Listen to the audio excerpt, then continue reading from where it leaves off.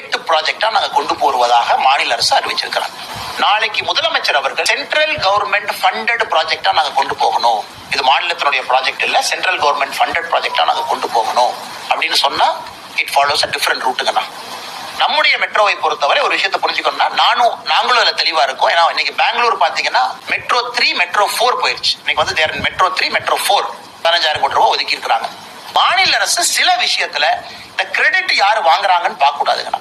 அதனால இங்க இருக்கக்கூடிய உயரதிகாரிகள், நம்முடைய மாண்புமிகு முதலமைச்சர் அவர்கள் இதெல்லாம் கணக்கெடுத்து அவங்க மத்திய அரசு அணுகுவாங்கன்னு நினைக்கிறோம், நம்புறோம். பாரதிய ஜனதா கட்சி நாங்கள் உறுதியாக இருக்கின்றோம், அதில் எந்த மாற்று கருத்தும் இல்லை.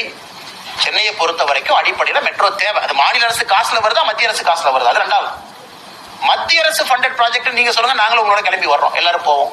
இல்ல கிரெடிட்ல யாரும் வாங்க வேண்டாம், எல்லாரும் சேர்ந்து பண்ணுவோம். ஆனால் எங்களை பொறுத்தவரை சென்னை வளர வேண்டும், சென்னை கோயம்புத்தூர் முக்கியமான மாநகரத்திற்கு மெட்ரோ வர வேண்டும்.